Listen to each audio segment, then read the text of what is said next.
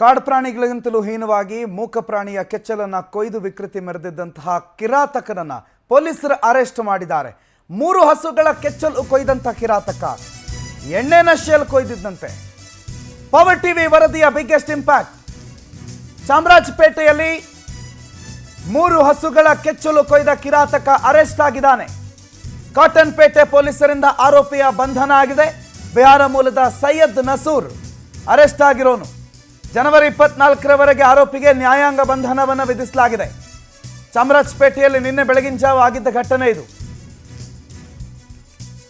ಬಿಹಾರ ಮೂಲದ ಆರೋಪಿಯ ಬಂಧನ ಆಗಿದೆ, ಸೈಯದ್ ನಸೂರು ಅಂತ. ಈ ವಿಚಾರವನ್ನು ಪವರ್ ಟಿವಿ ಮೊದಲಿಗೆ ವರದಿ ಬಿತ್ತರಿಸಿತ್ತು. ವರದಿ ಬೆನ್ನಲ್ಲೇ ಆರೋಪಿ ಅರೆಸ್ಟ್ ಆಗಿದ್ದಾನೆ. ಇವನೇ ನೋಡಿ, ಸೈಯದ್ ನಸೂರ್. ಬಿಹಾರ ಮೂಲದ ವ್ಯಕ್ತಿ ಈತ. ಬೆಂಗಳೂರಲ್ಲಿ ಎಲ್ಲೋ ಒಂದು ಹೋಟೆಲಲ್ಲೋ ಏನೋ ಹೆಲ್ಪರ್ ಆಗಿ ಕೆಲಸ ಮಾಡ್ಕೊಂಡಿದ್ದ.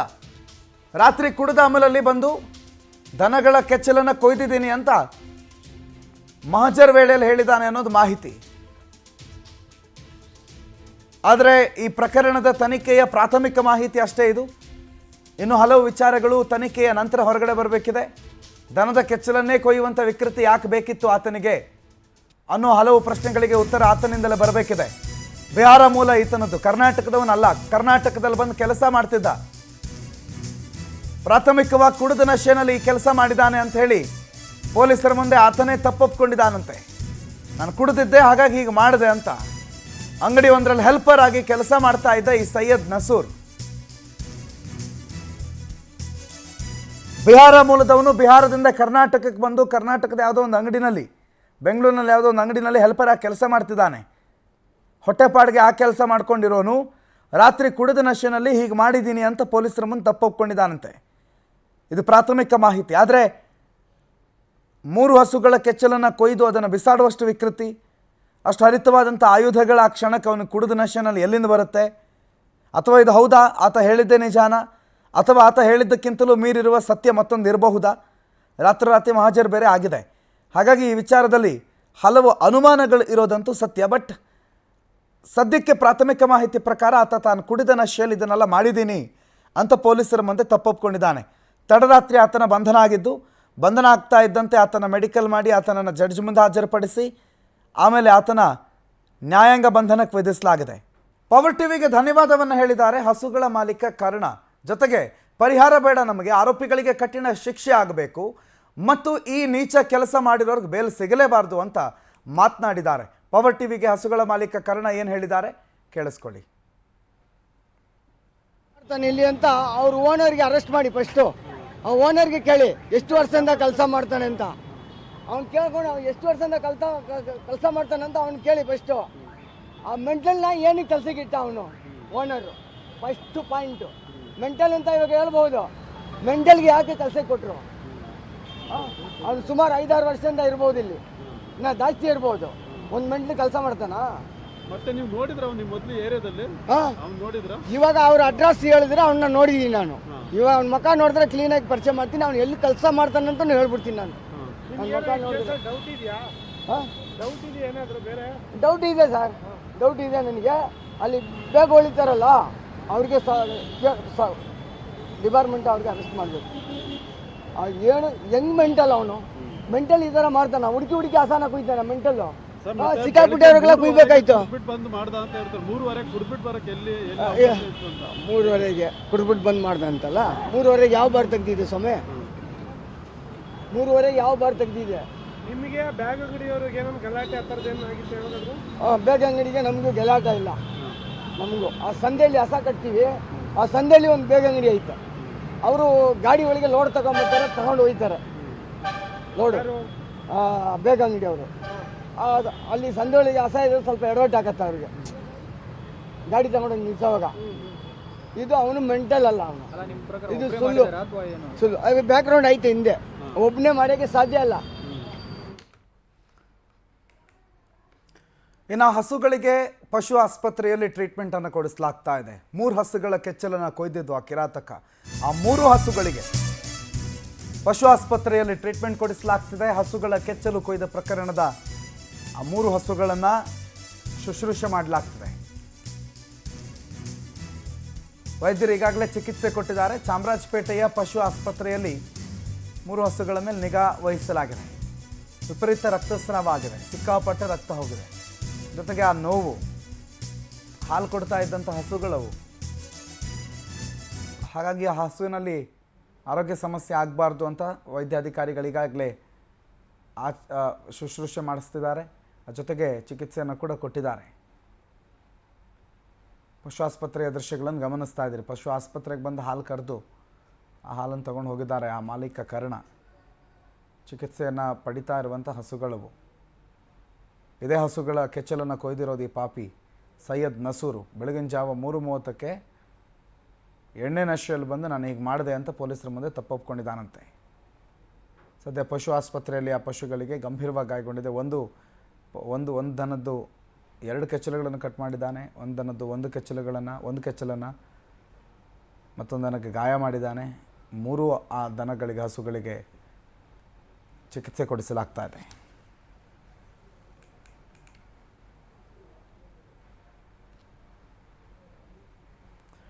ವೀರೇಶ್ ಈ ಬಗ್ಗೆ ಹೆಚ್ಚಿನ ಮಾಹಿತಿ ಕೊಡ್ತಾರೆ. ನೇರ ಸಂಪರ್ಕದಲ್ಲಿ ಜಾಯ್ನ್ ಆಗಿದ್ದಾರೆ. ವೀರೇಶ್, ಪ್ರಕರಣದ ಅಪ್ಡೇಟ್ಸ್ ಏನು? ಏನಾದರೂ ಹೆಚ್ಚಿನ ವಿಚಾರಗಳು ತಿಳಿದು ಬಂತ? ಮತ್ತು ವಿಶೇಷವಾಗಿ ಹಸುಗಳ ಆರೋಗ್ಯ ಹೇಗಿದೆ? ಹಸುಗಳ ಚಿಕಿತ್ಸೆ ಏನು ನಡೀತಾ ಇದೆ? ಖಂಡಿತ ಪ್ರವಣತೆ, ಈಗಾಗಲೇ ಹಸುವಿನ ಕೆಚ್ಚಲಿಗೆ ಏನೋ ಆಯುಧದಿಂದ ಇರಿತವಾದ ಪ್ರಕರಣಕ್ಕೆ ಸಂಬಂಧಪಟ್ಟಂತೆ ಈಗಾಗಲೇ ಕಾಟನ್ಪೇಟೆ ಪೊಲೀಸರು ಕೂಡ ಏನು ನಿನ್ನೆ ತನಿಖೆ ಕೂಡ ನಡೆಸಿರುವಂಥದ್ದು ಮತ್ತು ಈ ಪ್ರಕರಣಕ್ಕೆ ಸಂಬಂಧಪಟ್ಟಂತೆ ಏನು 325 BNS ಆಕ್ಟ್ ಅಡಿಯಲ್ಲಿ ಏನು ಪ್ರಕರಣ ದಾಖಲಿಸಿಕೊಂಡು ಸುಮಾರು ಏನು ಆ ಒಂದು ಘಟನೆ ನಡೆದ ಸ್ಥಳದಲ್ಲಿ ಸುಮಾರು ಕಡೆ ಏನು CCTV ಪರಿಶೀಲಿಸಿದ ಬಳಿಕ ಆರೋಪಿಯನ್ನು ಈಗಾಗಲೇ ಬಂಧಿಸಿರುವಂಥದ್ದು ಮತ್ತು ಈ ಪ್ರಕರಣದ ಪ್ರಮುಖ ಆರೋಪಿಯಾಗಿರುವಂಥ ಸೈಯದ್ ನಸೂರ್ ಅನ್ನೋ ವ್ಯಕ್ತಿಯನ್ನು, ಬಿಹಾರ್ ಮೂಲದ ವ್ಯಕ್ತಿಯನ್ನು ಈಗಾಗಲೇ ಬಂಧಿಸಿ ವಿಚಾರಣೆ ಕೂಡ ಮಾಡಿದ ಬಳಿಕ ಆತನನ್ನು ನ್ಯಾಯಾಲಯಕ್ಕೆ ಒಪ್ಪಿಸಿರುವಂಥದ್ದು ಮತ್ತು ಏನು ಆತನನ್ನು ಜನವರಿ 24ರವರೆಗೂ ನ್ಯಾಯಾಂಗ ಬಂಧನಕ್ಕೆ ವಿಧಿಸಿರುವಂಥದ್ದು. ಮತ್ತು ಇದು ಒಂದು ಕಡೆ ಆದರೆ ಮತ್ತೊಂದು ಕಡೆ ಈಗಾಗಲೇ ಏನು ಮಾಲೀಕ ಕೂಡ ಹೇಳ್ತಿರುವಂಥದ್ದು ಈ ಪ್ರಕರಣಕ್ಕೆ ಆರೋಪಿ ಒಬ್ಬನೇ ಅಲ್ಲ, ಈತನ ಹಿಂದೆ ಬೇರೆ ಯಾರೋ ಕೈವಾಡ ಇದೆ ಮತ್ತು ಆತನಿಗೆ ಅಷ್ಟು ಸುಲಭವಾಗಿ ಆತನ ಒಬ್ಬನೇ ಮಾಡಲಿಕ್ಕೆ ಸಾಧ್ಯ ಇಲ್ಲ ಅನ್ನೋ ಒಂದು ಮಾತನ್ನು ಕೂಡ ಈಗಾಗಲೇ ಹಸುವಿನ ಮಾಲೀಕ ಕರ್ಣ ಅವರು ಕೂಡ ಹೇಳಿರುವಂಥದ್ದು. ಸದ್ಯಕ್ಕೆ ಈಗ ನನಗೆ ಆತನ ವಿರುದ್ಧ ಆತ ಒಬ್ಬನೇ ಅಲ್ಲ, ಯಾಕಂದರೆ ಆತ ಯಾರು ಅನ್ನೋದನ್ನು ನೋಡಿದರೆ ನನಗೆ ಗೊತ್ತಾಗುತ್ತೆ. ಆದರೆ ಆತನ ಬಂಧನ ಮಾಡೋದಕ್ಕಿಂತ ಆತನ ಮಾಲೀಕನನ್ನು ಬಂಧನ ಮಾಡಿ ಅನ್ನೋ ಒಂದು ಆಕ್ರೋಶವನ್ನು ಈಗಾಗಲೇ ಕರ್ಣ ಹೊರಗೆ ಹಾಕಿರುವಂಥದ್ದು. ಸದ್ಯಕ್ಕೆ ಈಗಾಗಲೇ ಹಸುಗಳ ಪರಿಸ್ಥಿತಿ ನೋಡ್ತಾ ಹೋದರೆ ಈಗಾಗಲೇ 3 ಹಸುಗಳಿಗೆ ಈಗಾಗಲೇ ಏನು. ವೀರೇಶ್ ಮಾತಾಡಿಸ್ತೀನಿ. ಹಿಂದೂ ಪ್ರಮುಖರು ಪ್ರಮೋದ್ ಮುತಾಲಿಕ್ ನಮ್ಮ ಜೊತೆಗೆ ಫೋನ್ ಸಂಪರ್ಕದಲ್ಲಿದ್ದಾರೆ. ಪ್ರಮೋದ್ ಮುತಾಲಿಕ್ರೆ ನಮಸ್ಕಾರ. ಇವತ್ತು ಆರೋಪಿ ಬಂಧನ ಆಗಿದೆ. ಆತ ಕುಡಿದ ನಶೆನಲ್ಲಿ ಹಿಂಗೆ ಮಾಡಿದ್ದೀನಿ ಅಂತ ಹೇಳಿದಾನಂತೆ. ಆ ಮಾಲೀಕನೇ ಸ್ವಲ್ಪ ಅನುಮಾನ ವ್ಯಕ್ತಪಡಿಸಿದ್ದಾರೆ. ಏನು ಹೇಳ್ತೀರಿ? ನೋಡಿ, ಇದೆಲ್ಲ ನಾಟಕ. ಇದು ಒಂದು ಬಹಳ ದೊಡ್ಡ ಪ್ರಮಾಣದಲ್ಲಿ ಆಕ್ರೋಶ, ಪ್ರತಿಭಟನೆ ವ್ಯಕ್ತ ಆದ ತಕ್ಷಣನೇ ಬಳ್ಳಾರಿಯಲ್ಲಿದ್ದಂತ ಜಮೀರ್ ಅಹ್ಮದ್ ಅವರು ಓಡಿ ಬರ್ತಾರೆ ಮತ್ತು ಅಷ್ಟರೊಳಗಡೆನೆ ಅಲ್ಲಿಯ CC ಕ್ಯಾಮೆರಾವನ್ನ ವ್ಯವಸ್ಥಿತವಾಗಿ ನಾಶ ಮಾಡ್ತಾರೆ. ಅಂದ್ರೆ ಅಲ್ಲಿ CC ಕ್ಯಾಮ್ರಾನೇ ಆ ಭಾಗದಲ್ಲಿ ಇಲ್ಲ, ಉಳಿದ ಕಡೆ ಎಲ್ಲ ಇದೆ ಅಂತ ಹೇಳುವಂತ ಆ ಮಾತನ್ನ ಅವರು ಹೇಗೆ ವ್ಯವಸ್ಥಿತವಾಗಿ ನಾಟಕ ಮಾಡಿದ್ದಾರೆ ಅಂತ ಅನ್ನೋದು ಗೊತ್ತಾಗುತ್ತೆ. ಇನ್ನು ಎರಡನೇದು, ಅರೆಸ್ಟ್ ಮಾಡಿದ್ ಯಾರನ್ನು ಅಂತಂದ್ರೆ ಬಿಹಾರದವನು. ಹೌದು, ಇದು ಹಸಿ ಸುಳ್ಳಿದು.